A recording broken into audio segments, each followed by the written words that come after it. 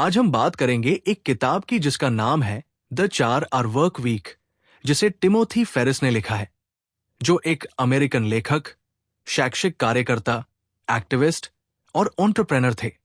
ये किताब 4 सालों से भी ज्यादा समय तक न्यूयॉर्क टाइम्स की बेस्ट सेलर की सूची में शामिल रही है।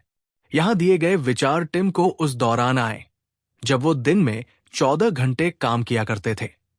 इतना ज्यादा काम और खाली समय न मिलने से परेशान होकर उन्होंने आराम करने के लिए 3 हफ्ते के लिए यूरोप दौरे पर जाने का प्लान किया। अपने कामकाजी जीवन से मुक्त होकर उनका यही व्यक्तिगत यात्रा, पर्सनल ट्रिप, इस किताब का आधार बना। परिचय: ये किताब हमें ऐसी जीवन शैली, लाइफस्टाइल के विकल्प के बारे में बताती है जिससे हम पैसे और वक्त की आजादी पा सकते हैं। सैलरी के अलावा एक अतिरिक्त आय को क्रिएट करके और खुद को फालतू कामों से बचाकर आप भी अमीरों जैसी जिंदगी जी सकते हैं। ये किताब उन सब के लिए है जो जीवन और काम में संतुलन बनाकर खुद के लिए काम करने में रुचि रखते हैं। ये 4 घंटे का वर्क वीक 9 से 5 के जाल से निकलने के बारे में है, जिससे आपको कहीं से भी काम करके सफल होने की आजादी मिलती है। चलिए शुरू करते हैं। इस किताब को 4 अलग स्टेप्स में बताया गया है। डेफिनेशन, एलिमिनेशन, ऑटोमेशन और फाइनल स्टेप है लिबरेशन। तो चलिए फिर इसको डिटेल में समझते हैं। Step 1, definition. इससे पहले कि हम वो जाने जो हम अपने वक्त और पैसे की आजादी पाने के लिए जानना चाहते हैं, लेखक ने इन 4 स्टेप प्रोसेस के बारे में बताया है, जिसे वो डील कहते हैं। डी फॉर डेफिनेशन: सबसे जरूरी है कि आपको यह पता हो कि आप क्या करने जा रहे हैं और उसके नियमों को समझें। ई फॉर एलिमिनेशन: उसके बाद आपको सब कुछ रीसेट करना है और बेकार है या फालतू चीजों को हटाना देना है। अ फॉर ऑटोमेशन: इसके बाद वक्त है जो भी संभव हो उसे ऑटोमेट करें, यानी कि अपने आप होने वाला काम। इसमें आउटसोर्स यानी कि किसी और से करवाने वाला काम भी शामिल हो सकता है। एल फॉर लिबरेशन: आखिरी में जो आप करना चाहते हैं उसकी आजादी। पैसा असलियत में उस आधार पर बढ़ता है कि आप अपने जीवन में कितने WS को नियंत्रित, कंट्रोल करते हैं। What you do, when you do it, where you do it, and with whom you do it। यानी कि आप क्या करते हैं, कब करते हैं, कहाँ करते हैं और किसके साथ करते हैं।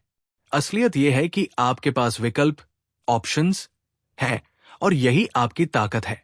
अगर आप सिंपल स्टेप्स में को फॉलो करें तो आप देखेंगे कि कम से कम मेहनत और पैसे से आप क्या कुछ पा सकते हैं। और टिम बिलीव करते हैं जितनी मेहनत हम आज कर रहे हैं उससे कम मेहनत में हम और भी ज्यादा पैसे कमा सकते हैं। कुछ नियम, the rules, the 4 hour work week. Tim ने यहां 10 नियम दिए हैं जिन्हें हमें समझना और दिमाग में रखना है। रिटायरमेंट सबसे घाटिया इंश्योरेंस है। रिटायरमेंट के लिए प्लानिंग करना आपके प्लान का हिस्सा नहीं होना चाहिए। आइडिया यह है कि आपका काम इतना मजेदार होना चाहिए कि आप बिना रिटायरमेंट लिए काम कर सकें।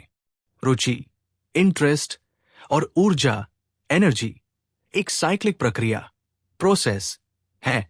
अपनी लाइफस्टाइल को बनाए रखने का सबसे बेहतरीन तरीका है अपने काम में से अल्टरनेटिव समय पर रेस्ट लेना।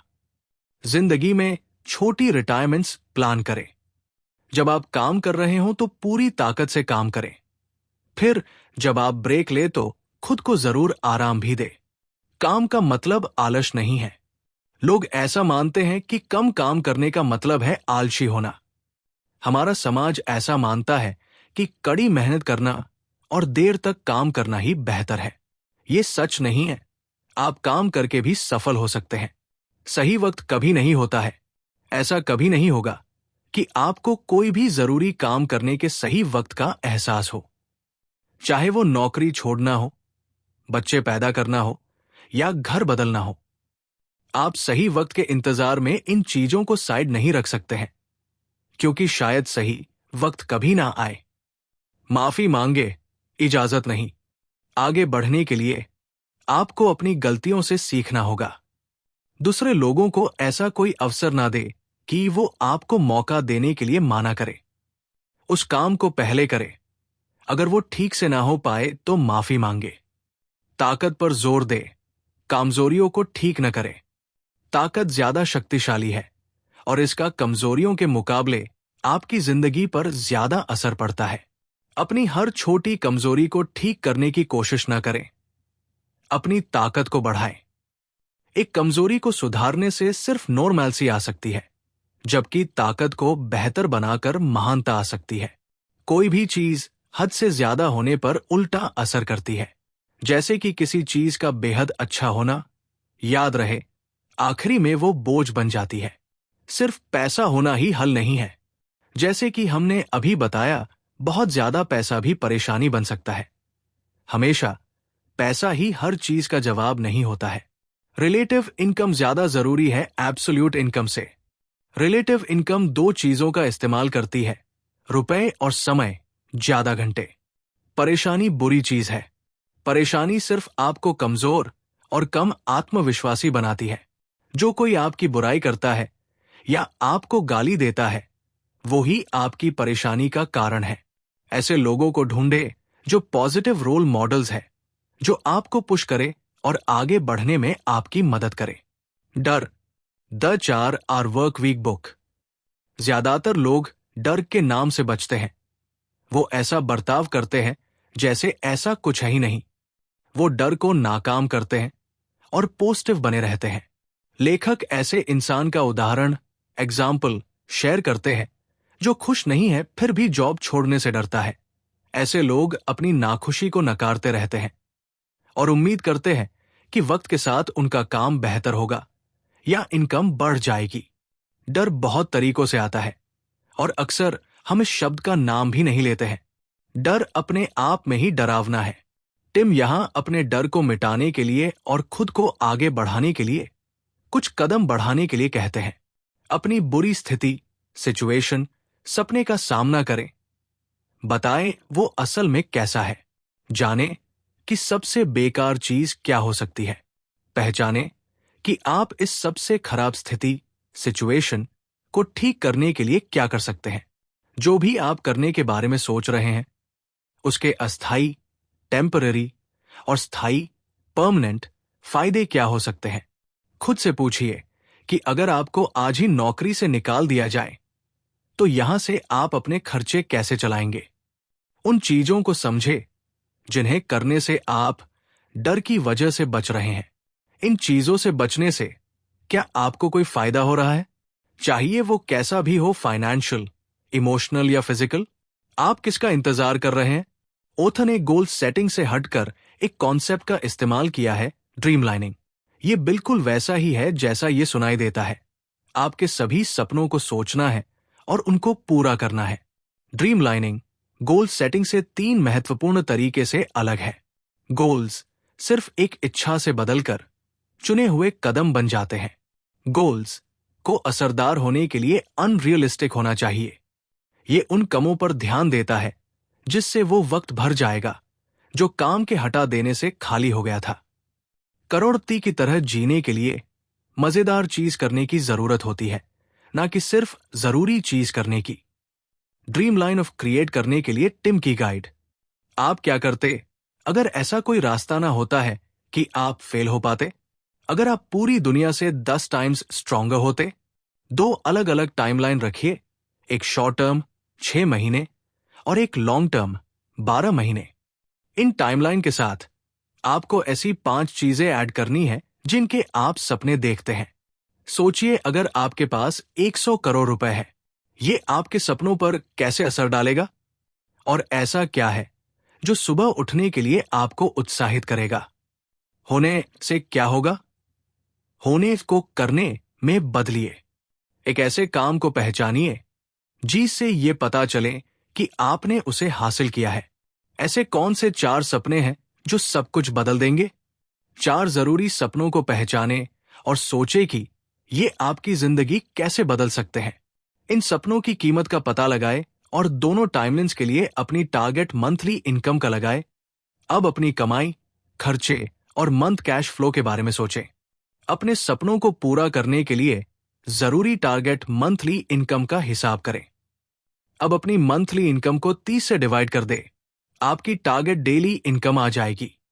अपने चारों सपनों के लिए 6 महीनों अंदर लेने वाले 3 स्टेप्स बनाएं और पहला स्टेप अभी ले। सपनों को ब्रेक डाउन करके उन पर अभी से काम करना शुरू करें।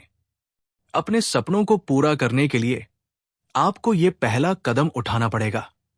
अगले स्टेप्स और भी एक्साइटिंग होने वाला है। प्लीज वीडियो को एंड तक देखें और लाइक और शेयर करें।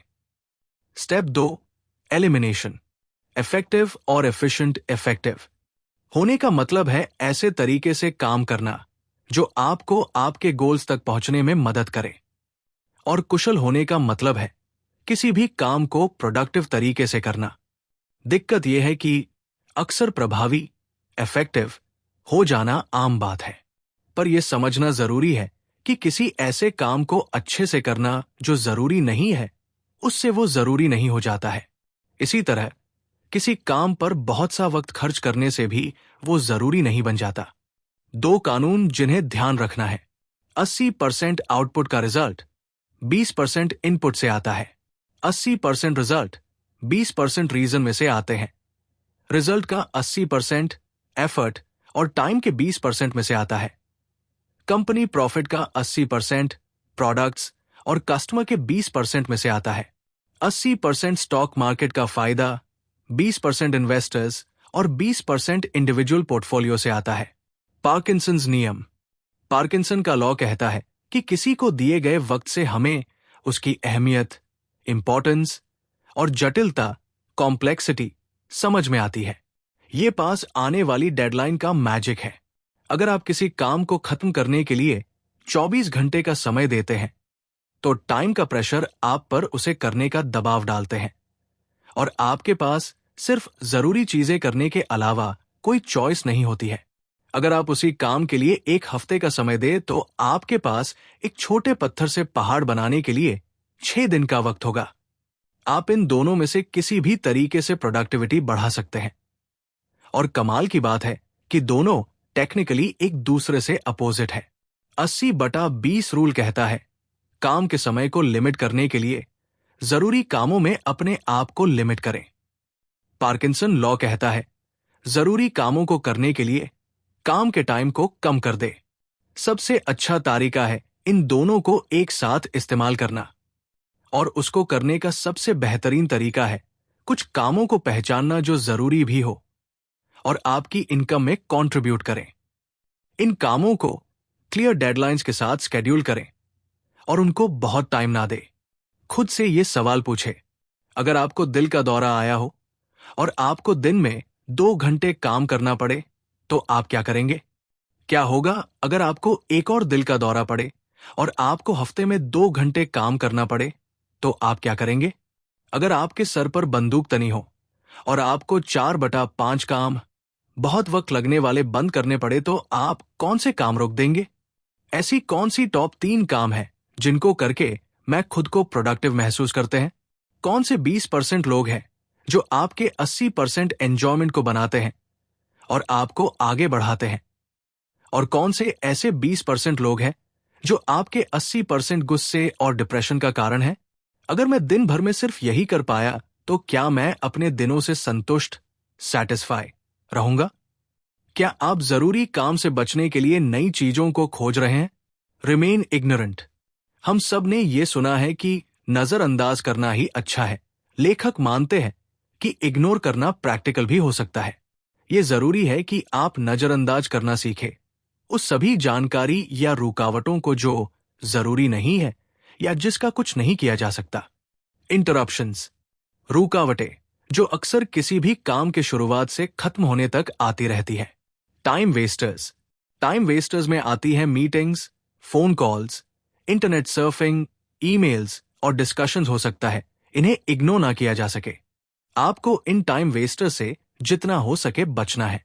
ईमेल शायद किसी भी काम करने की जगह की सबसे जरूरी रुकावट है। अपने भेजने और पढ़ने वाली ईमेल्स को कम कीजिए। ध्यान रहे कि आपकी ईमेल की साउंड और नोटिफिकेशन ऑफ हो। कोशिश करें कि अपनी ईमेल्स दिन में सिर्फ 2 बार चेक करें, एक बार 12 बजे, फिर 4 बजे के आसपास। इस वक्त तक आपके भेजी गई ज्यादातर मेल्स के रिप्लाई आ चुके होंगे। जो भी कॉल्स आप रिसीव करते हैं उनको देखिए। आपको सभी का जवाब देना जरूरी नहीं है, और खुद की जाने वाली कॉल्स को भी कम करें। अगर हो सके तो आपके 2 फोन नंबर्स होने चाहिए। एक आपकी ऑफिस लाइन की तरह इस्तेमाल हो जाए, और आपका एक मोबाइल नंबर सिर्फ अर्जेंट कॉल्स के लिए हो। ज्यादातर इश्यूज और वर्क रिलेटेड काम की बातें अर्जेंट नहीं होती है। अपने कोलीग्स, क्लाइंट से कम्युनिकेशन के लिए इस ऑर्डर को फॉलो करें। पहले ईमेल करें, फिर कॉल करिए, आखिरी में पर्सनली जाकर बात करें। अगर कोई आपको वॉइस मेल भेजे तो उसको ईमेल लिखकर रिप्लाई करें। इसे लोग आप तक पहुंचने का बेस्ट तरीका जान जाएंगे। मीटिंग्स पहले से आई प्रॉब्लम के सॉल्यूशन ढूंढने के लिए होनी चाहिए, ना कि प्रॉब्लम का पता लगाने के लिए। अगर आप मीटिंग या कॉल को होने से नहीं रोक सकते तो उसके शुरू और खत्म होने का टाइम फिक्स कर लें। ध्यान रहे कि आप सिर्फ डिसाइडेड टॉपिक को डिस्कस करें और इधर उधर न भटके। टाइम कंज्यूमर्स दूसरे आम रुकावटों में से एक है। ये वो काम है जो रिपीट होते हैं, पर इनको रोजाना करना भी जरूरी है। ये छोटे 2 काम होते हैं, जैसे मेल्स पढ़ना, उनका रिप्लाई करना, फोन पर बात करना, फाइनेंस और सेल्स टीम को रिपोर्ट करना, personal task, regular manual updates, कुछ भी ऐसा काम जो लगभग रोज रिपीट होता है। जब भी कोई काम मेंटली रोका जाता है तो उसे दोबारा शुरू करने में 45 मिनट्स तक का टाइम लग सकता है।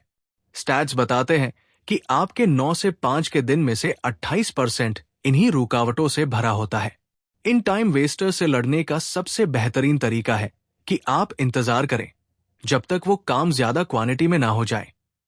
जैसे कि जब तक आपके पास बहुत से मेल्स पढ़ने और रिप्लाई करने के लिए ना हो जाए, या बहुत से कॉल्स करने के लिए ना हो। इस तरीका को बैचिंग बोलते हैं, और ये एक बेहतर तरीका है ज्यादा जरूरी कामों में रुकावट आने से बचने के लिए।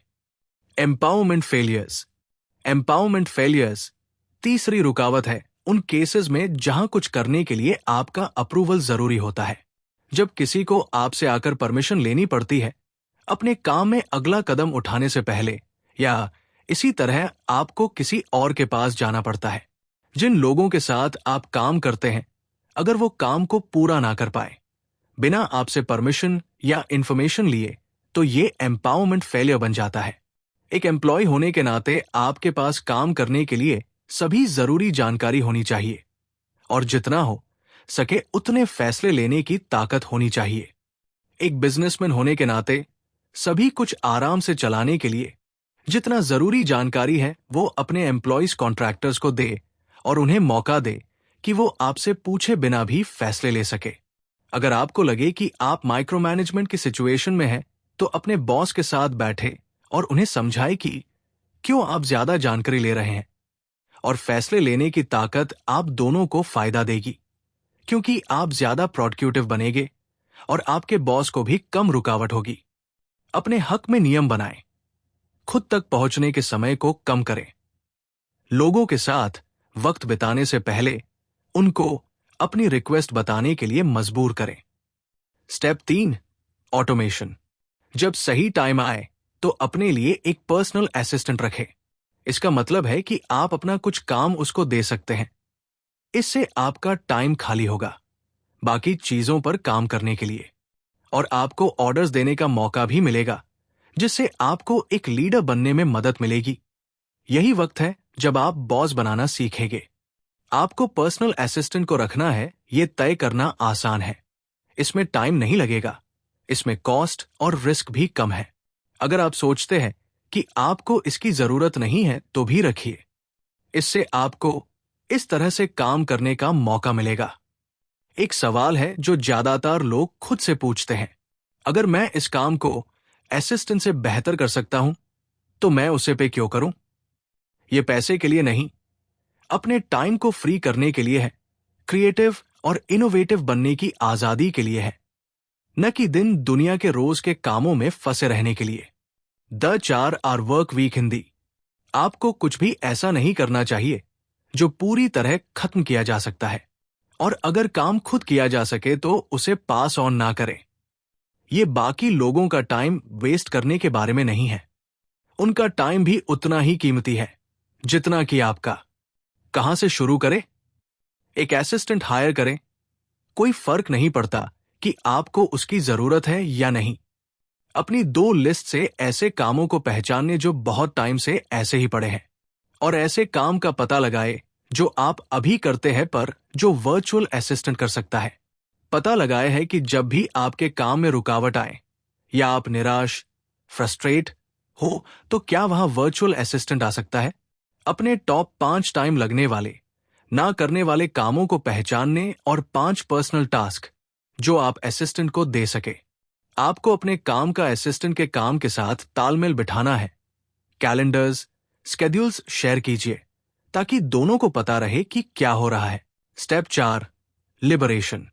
अब जाओ अपना जीवन जियो। टिम के 5 स्टेप्स को फॉलो करके हम रिमोट वर्क को इंप्लीमेंट कर सकते हैं। Increase investment. कोशिश करें कि कंपनी आपके लिए किसी ट्रेनिंग में पैसा लगाए ताकि आपको खोने की कीमत ज्यादा हो। ऑफसाइट आउटपुट को बढ़ाएं। जब बीमार हो तो घर से काम करें और दिन को सुपर प्रोडक्टिव बनाएं। कैलकुलेटेड बिजनेस प्रॉफिट बनाएं। अपने रिजल्ट्स तैयार कीजिए ताकि आप ये शो कर सके कि घर से काम करने पर आपको कितना फायदा हुआ है। एक रिवोकेबल, हटा सकने वाला ट्रायल पीरियड सामने रखें। हफ्ते में 1 दिन से शुरू करें। अपने खुद के करने वाले वक्त को बढ़ाएं। धीरे दो, हफ्ते में ज्यादा दिनों तक घर पर काम करें ताकि आखिरी में फुल टाइम रिमोट वर्क कर सके। छोड़ देना। लेखक, ऑथर बताते हैं कि उन्होंने 3 जॉब्स छोड़ी और बाकियों में से ज्यादातर उनको निकाल दिया जाना आपको सरप्राइज कर सकता है, पर अक्सर ये भगवान की मर्जी होती है। कोई और आपके लिए फैसला देता है और किसी गलत नौकरी में सारी जिंदगी रहना मुमकिन नहीं है। The 4 hour work week English. Job छोड़ना या निकाल दिए जाना दुनिया का अंत नहीं है। जॉब छोड़ने का यह मतलब नहीं है कि आपको फिर से कोई नौकरी नहीं मिलेगी। ये टेम्परेरी है।